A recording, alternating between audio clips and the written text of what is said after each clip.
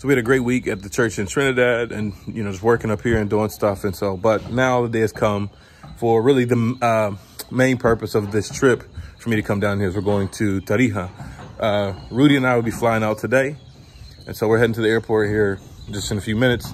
And yeah, so we'll go down and check it out. Want to check out a bunch of different stuff and kind of, you know, I haven't been there in a while. So get a lay of the city and stuff before we go down and start taking our stuff down. It's an exciting time for us. So kind of like, you know, just scouting a few things out that we need to buy and stuff before time. So hopefully it'll be a good trip. Hopefully it'll be a good time. Hopefully it'll be productive, but equally relaxing and enjoyable. So hopefully over the next couple videos, I will be able to show you a little bit of what that city looks like and stuff. And just so you can kind of get an idea.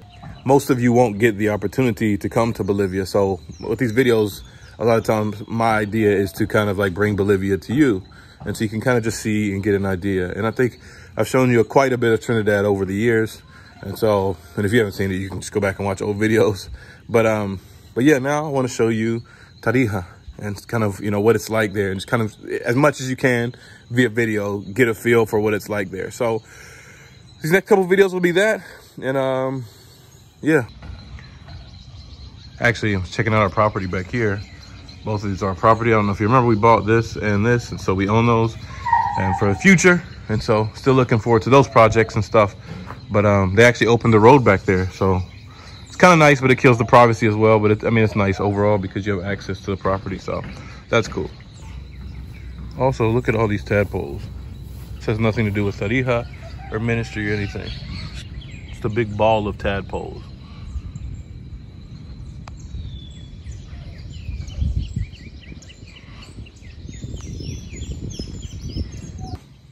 Anyways, let's head to the airport. We're in the airport, security line. He's waiting to go to Cochabamba. First flight to Cochabamba. So apparently we made it just in time. There's a lot of, I mean, for here, that's a lot. So a lot of people here. But I go to security. It's always a surprise to see what expectations they have today. And so, yeah, we'll see. All right, so we got the security. It took about 30 seconds, literally. You don't have to take your laptop or your tablet or anything like that out of your bag. You don't have to take your shoes off. I didn't even take my belt off. But I did have to take my hat off, which is funny. In the States, you don't have to take your hat. It's just literally the opposite of there. So got through that pretty quickly. Now we're at our gate. This is a very small airport, so pretty much everything is in one place. Now next, I think our plane just pulled up, so that's good news. Next stop, Cochabamba.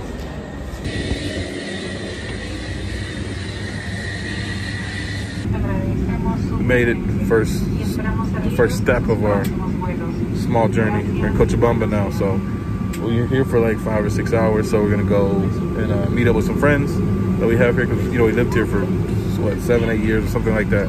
6, I don't know. Anyways, we lived here for a while, so we're gonna go meet up with some friends.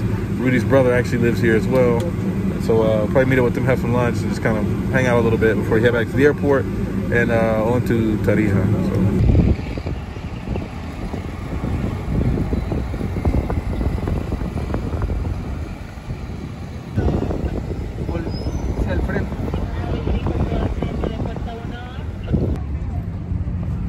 So. So we decided to come to this little Korean restaurant we used to come to all the time. I became friends with the owner, so we'll pop in there. Hopefully they're open and have some lunch. Come to Cochabamba to have Korean lunch. So this was one of our favorite restaurants when we were here. We used to come all the time. This dude loved it. He loved it. He actually started coming more than me, I think. And so we called some of our friends that, obviously I said Pablo earlier, but another one of our friends is actually gonna come. And so they're excited to eat here as well. So good times, making the best of a layover and watching the Simpsons. As always, the Simpsons is super popular in Bolivia, like super popular. And so everywhere you go, it's gonna be on. Fun fact. Look at this guy. If you've been watching our videos for a long time, then you know who this guy is. This is Ariel. He used to work with us when we were in Cochabamba. He was actually on our first video blogs. You can check it out. Hola! Just kidding. Hey everybody, it's me, Ramon, and Melinda. We're here with Ariel and Rudy. So he worked with us for a few years as we were transitioning from Trinidad to Cochabamba. So good years. That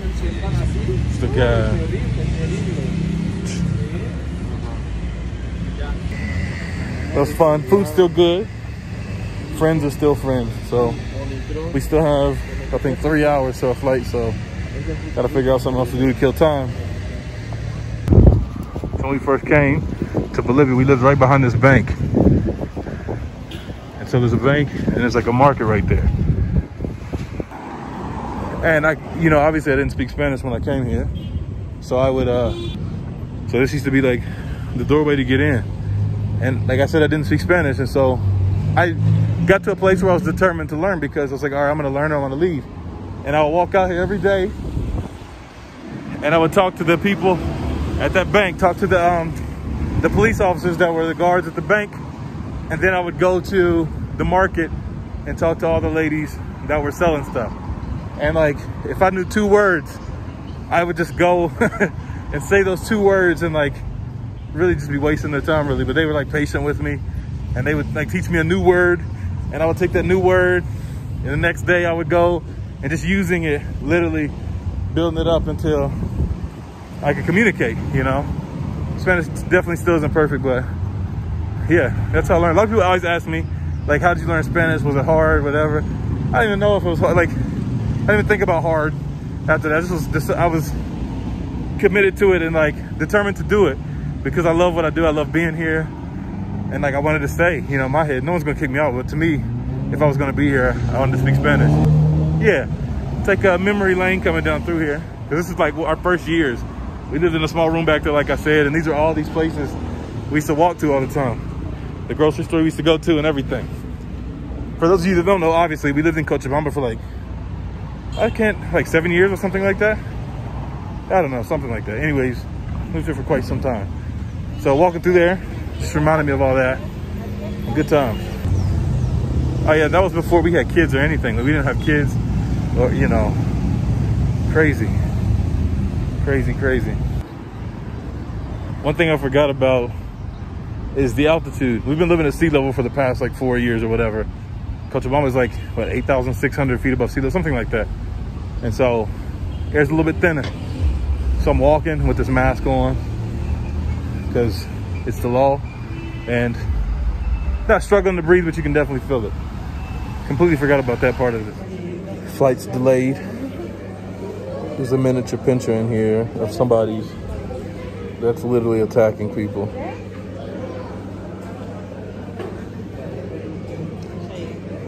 Another day. They finally got the dog and put him on a leash where it belongs. Uh-oh, here you go. He's back at it.